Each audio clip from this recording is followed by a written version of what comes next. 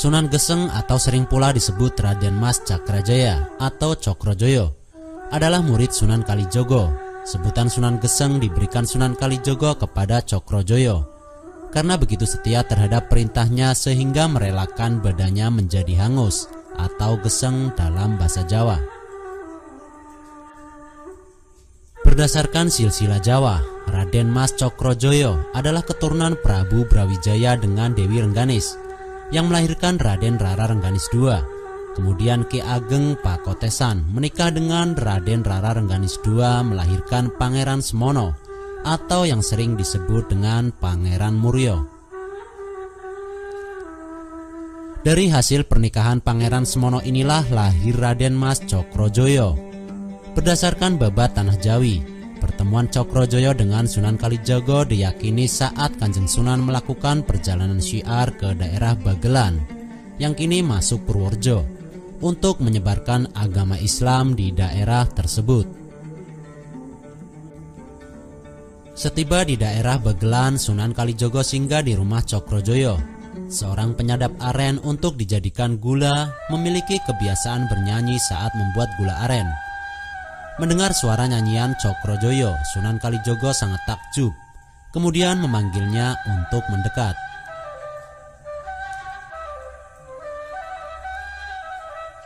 Ditanya oleh Sunan Kalijogo mengenai hasil penjualan dari gula aren tersebut.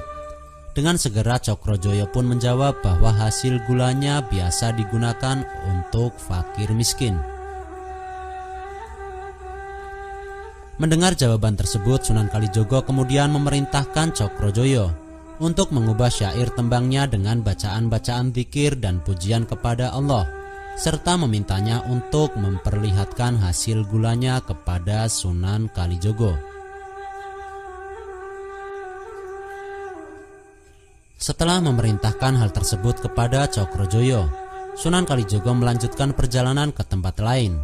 Singkat cerita, Cokrojoyo kembali melakukan kegiatan membuat gula aren dengan bernyanyi, menggunakan syair barunya yang didapat dari Kanjeng Sunan.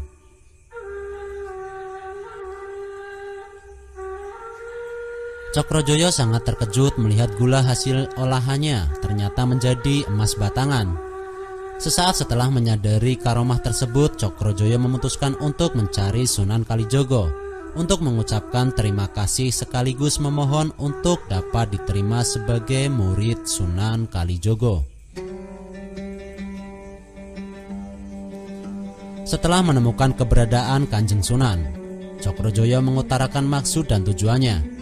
Mendengar apa yang disampaikan oleh Cokrojoyo, Sunan Kalijogo memberikan syarat pada Cokrojoyo untuk tinggal di hutan hingga Sunan Kalijogo kembali ke tempat tersebut. Dengan menancapkan tongkatnya, Sunan Kalijogo berpesan kepada Cokrojoyo agar menunggui tongkat tersebut sambil berzikir kepada Allah Subhanahu wa Ta'ala hingga mereka bertemu kembali. Dalam satu versi lainnya disebutkan, Cokrojoyo diperintahkan sujud oleh Sunan Kalijogo di sebuah batu. Bulan demi bulan telah lewat, sehingga tempat di mana Cokrojoyo berzikir sambil menunggu tongkat Sunan Kalijogo telah ditumbuhi ilalang. Seiring dengan waktu kemudian, Sunan Kalijogo yang telah lama berkelana teringat kepada calon muridnya yang telah lama ditinggalkan.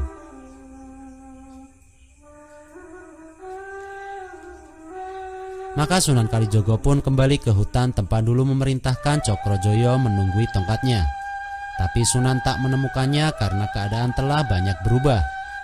Beliau mencari kesana kemari dibantu beberapa muridnya yang lain.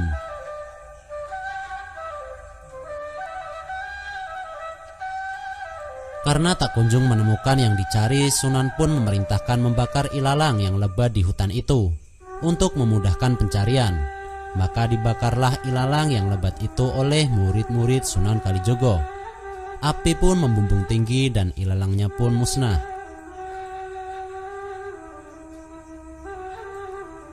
Setelah api reda dan lembah yang semula penuh dengan ilalang itu terang benderang dan tampaklah Cokrojoyo. Sekalipun api membakar ilalang di sekelilingnya, tapi ajaib tubuh Cokrojoyo dan tongkat Sang Sunan tak terbakar sedikit pun. hanya beberapa bagian bajunya yang terbakar.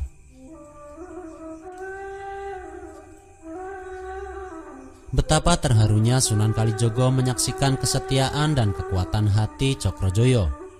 Konon sejak saat itu Cokrojoyo diberi gelar Sunan Geseng oleh Sunan Kalijogo. Setelah itu Sunan Geseng ditugasi berdakwah dan menjadi imam di daerah Lowanu, Purworejo, Jawa Tengah. Beberapa waktu tinggal di Lowanu, kemudian beliau menetap di Jolosutro, Bantul, Yogyakarta sampai akhir hayatnya.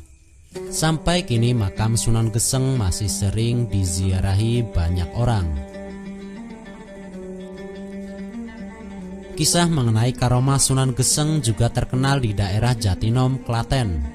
Mereka mengenal Sunan Geseng dengan sebutan Ki Ageng Gribik. Julukan itu berangkat dari pilihan Sunan Geseng untuk tinggal di rumah beratap gribik anyaman daun nyur.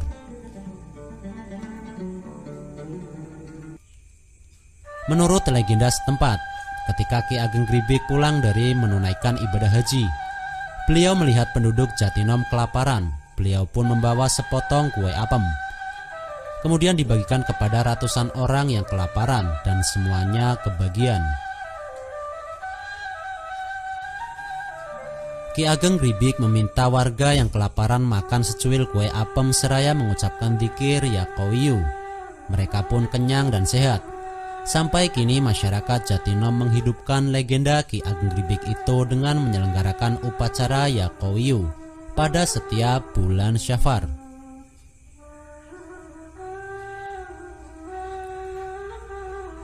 Setelah tersohor dengan nama Sunan Geseng, Sunan Kalijogo mengikut sertakan dalam Majelis Wali Demak. Majelis Wali pun mengangkat Sunan Geseng sebagai bendara Kerajaan Demak Bintoro.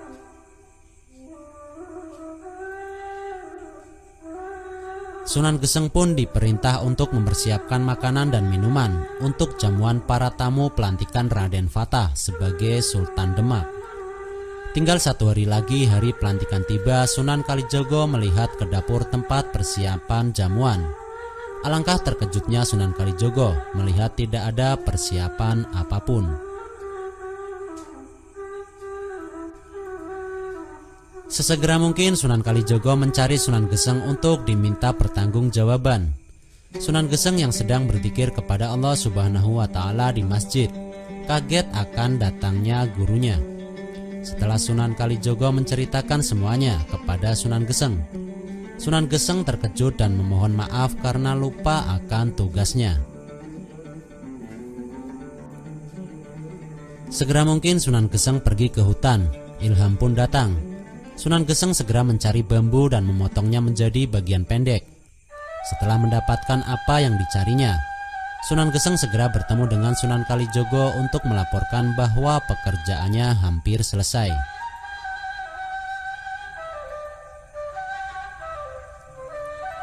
Setelah bertemu dengan Sunan Kalijogo bingung dan bertanya, bagaimana bisa jamuan semua tersedia dengan hanya sebuah bambu pendek? Sunan Geseng pun menjawab, tunggu dulu Kanjeng Sunan, lihat dulu apa yang akan terjadi. Sunan Geseng pun berdoa, kambing dan sapi pun keluar dari bambu. Akhirnya semua keperluan untuk jamuan tercukupi dan acara pelantikan Raden Fatah sebagai Sultan pun sukses digelar. Sunan Geseng pun terus menyiarkan agama Islam hingga akhir hayatnya. Makam Sunan Geseng diyakini terletak di Dusun Jolosutro, Kecamatan Piungan, Kabupaten Bantul, Yogyakarta. Selain itu, makam Sunan Geseng juga dipercaya terdapat di sebuah desa yang bernama Desa Tirto di kaki Gunung Andong dekat Gunung Telomoyo. Secara administratif di bawah Kecamatan Grebak, Kabupaten Magelang.